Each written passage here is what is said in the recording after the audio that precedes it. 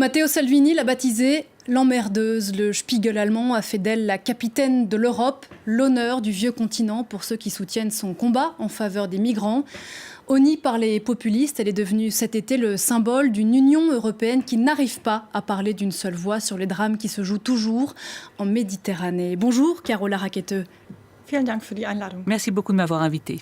Votre parole est rare. Merci d'accorder cet entretien à la rédaction de France 24. Il y a 3 mois, presque jour pour jour, vous avez accosté de force votre bateau sur les côtes de l'île italienne de Lampedusa.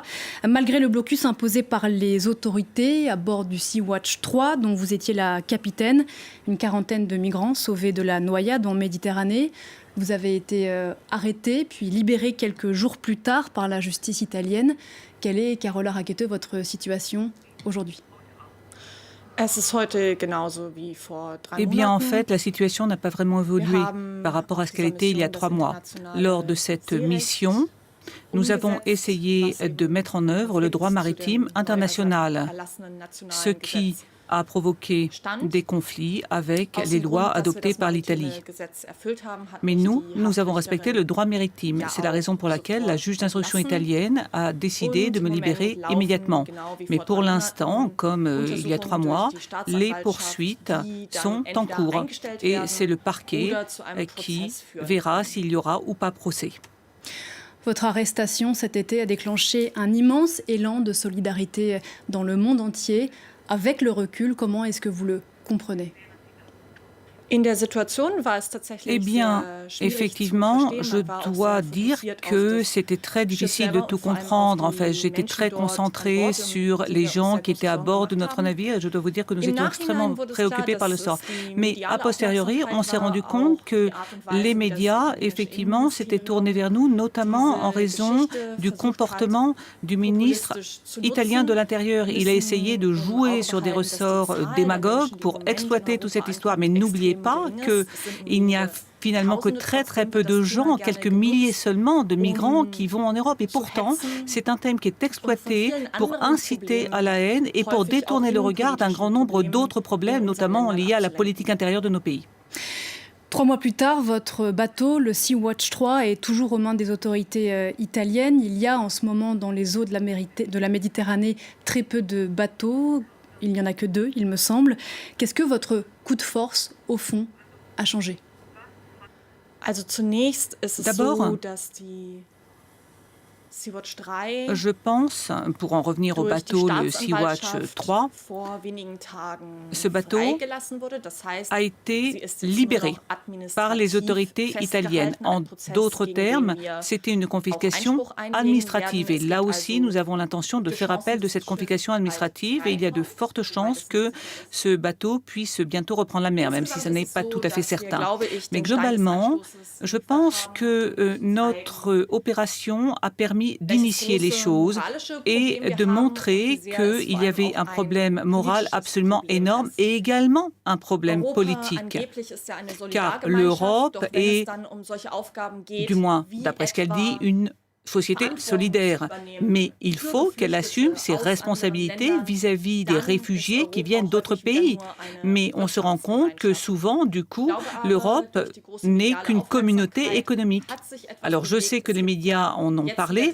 Je pense que les choses ont peut-être commencé à bouger. Maintenant, effectivement, les pays commencent à parler de la répartition des réfugiés dans leur pays. Ça, c'est important. À l'heure actuelle, il y a des conventions d'accueil des réfugiés, mais vous savez qu'avec le système européen actuel, c'est surtout Malte, l'Italie, l'Espagne et la Grèce qui sont laissés tout seuls face au problème des migrants. Et ça n'est pas solidaire. Ce qui a changé effectivement depuis votre arrestation et votre libération, c'est la situation politique en Italie. Matteo Salvini, qui avait fait de votre arrestation une affaire personnelle, n'est plus au gouvernement. Il y a eu ce préaccord hier signé notamment par l'Italie sur une répartition des migrants. Vous pensez que les choses il peut y avoir une inflexion ? Enfin, pour moi, je pense que la politique peut changer. Ce que nous constatons, c'est que la solidarité en Allemagne, par exemple, en Italie, en France et dans d'autres pays européens peut être extrêmement forte par rapport aux réfugiés. Il y a beaucoup de gens qui ont un avis positif des réfugiés. Et je pense qu'il faut que tout cela soit plus visible parce qu'on n'arrête pas de parler de ceux qui sont contre. Mais il y a des gens qui sont pour. Il y a des gens dans notre société qui sont d'accord pour accueillir les migrants et il faut qu'on les montre parce qu'ils sont là, ils existent. Est-ce qu'il faudrait accueillir indistinctement tous les gens, tous les candidats à l'exil qui frappent à la porte de l'Europe ?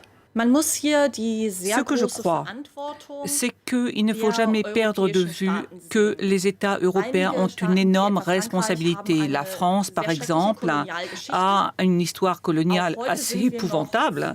Et aujourd'hui, je pense que nous sommes responsables de la situation socio-économique dans les pays dits du Sud. Et c'est en raison de cette situation, en raison de la pauvreté, qu'il y a des gens qui perdent espoir et n'ont plus aucune possibilité de vivre chez eux et c'est pour ça qu'ils cherchent à partir.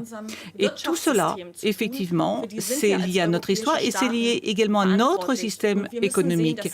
Nous sommes responsables de notre système, nous avons bien sûr la mondialisation, nous en profitons, mais il faut que nous nous montrions responsables. Lorsqu'on détruit quelque chose, lorsqu'on le casse, il faut le réparer. De même que le climat.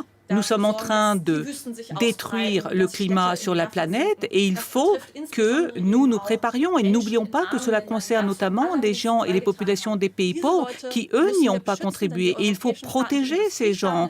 Et les pays européens sont des pays industrialisés qui sont responsables. On va y revenir. La France n'a pas ouvert ses ports quand vous le lui avez demandé au mois de juin, quand vous étiez à bord du Sea-Watch 3. Et pourtant, Emmanuel Macron a beaucoup critiqué la politique de Matteo Salvini, la politique anti-migratoire. Que lui dites-vous aujourd'hui au président français ?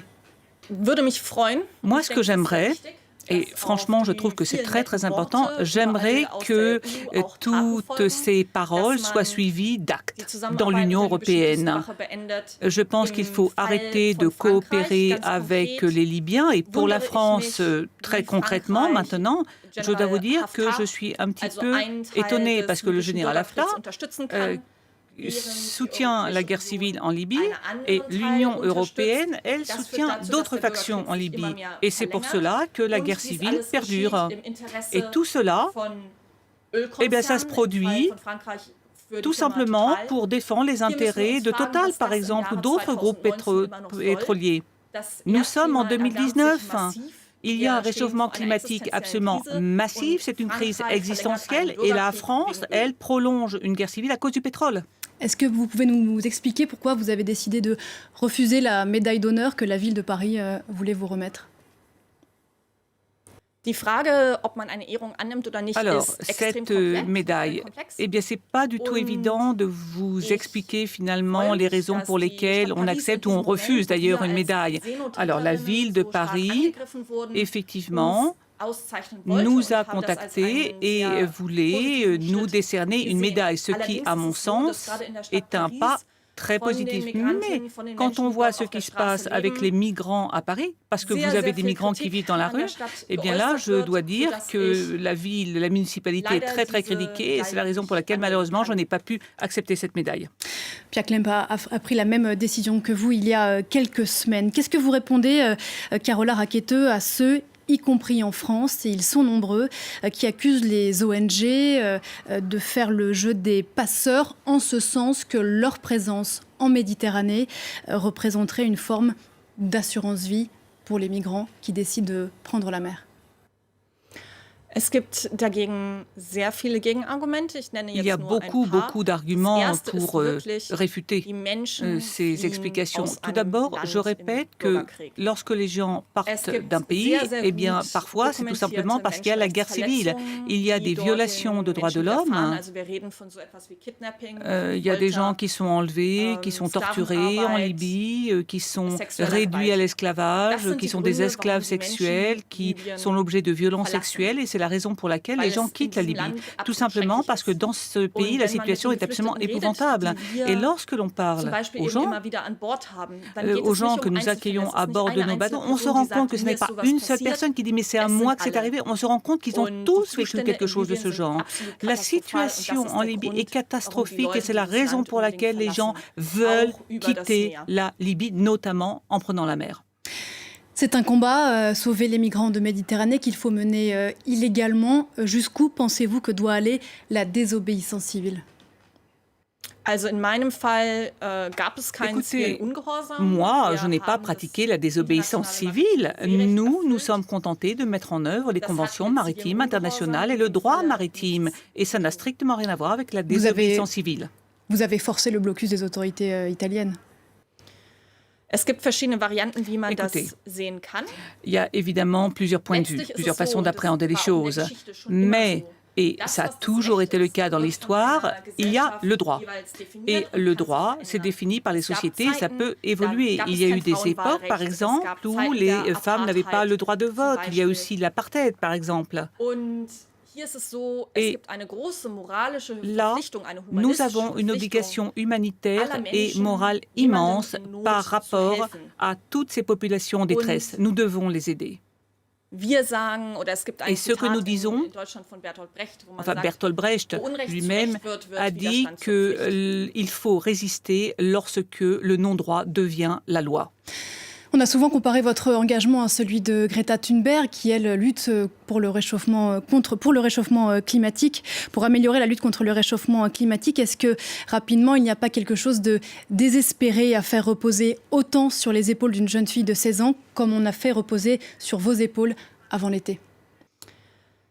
Ce que je pense, c'est qu'il faut voir également quelle est l'image véhiculée par les médias, parce que ce sont les médias qui créent les symboles.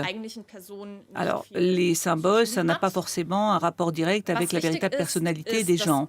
Moi, je crois que ce qui compte, c'est que une personne, alors évidemment toute seule ne peut pas changer les choses, mais elle peut également mener une action collective. Elle a motivé les gens. Il y a des millions de gens qui ont manifesté dans les rues vendredi. Alors je répète, mais Gandhi par exemple, Martin Luther King, ils font partie de l'histoire, mais ils n'étaient pas tout seuls. Il y avait des millions de gens qui étaient à leur côté. Et pour moi, ça fait partie de la transformation sociale. Si nous voulons transformer nos sociétés, il faut de gros mouvements et nous avons besoin de millions et de millions de gens qui, par exemple, descendent dans la rue pour protester ou bien encore qui pratiquent la désobéissance civile afin que les sociétés se transforment radicalement. Merci beaucoup, Carola Rackete, d'avoir été aujourd'hui l'invitée de France 24 et bon retour en Allemagne. C'était l'entretien de France 24. Merci de votre fidélité. L'info continue sur France 24.